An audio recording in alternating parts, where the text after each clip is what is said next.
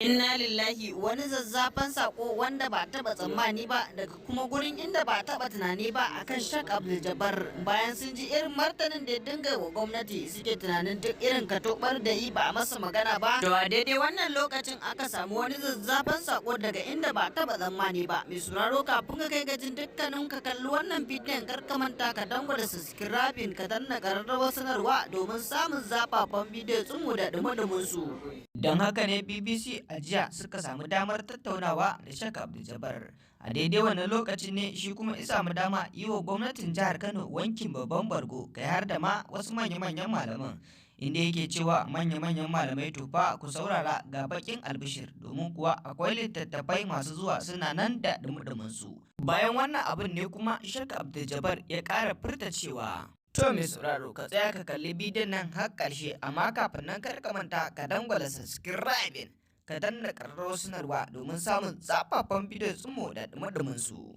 Mutukar ina raye to fa ina zaune yanzu na samu damar da zan je in zauna in janyo takardu in ta rubuta littattafai. Da alama dai Sheikh Abdul Jabbar yana nan akan bakarsa, sannan kuma inda yake wa gwamnatin jihar Kano wankin babban bargo akan wannan sauki shi da ta yi daga kan dukkanin inda yake ayyukansa, don ganin bata tsaya ta yi bincike ba a dukkanin yadda yake faɗa yake kuma nuna ba, sannan kuma yana nuna duk abin da take gaskiya bata dace ba, kuma bata yi al'amarin akan ilimi ba. Don ganin yadda yake cewa inda ana so a yi adalci ne akan abin, a kira manya-manyan malamai da shi a zauna a ga ta inda yake tunzura mutane, domin kuwa shi Sheikh Abdul Jabbar a daidai wannan lokacin ma har yanzu bai san ma me aka sauke shi akan dukkanin abubuwan da yake yi ba, inda yake nuna cewa shi fa ba wani abu yake yi ba, kawai dai mutane ne suka samu ido. Sannan kuma idan ya yi bidiyo mai tsawon kimanin awa guda ko kuma awa biyu, ba za a ɗauki bidiyon a kala complete ba, sai dai a ji a ɗan gutsuro wani waje sannan a nuna mutane,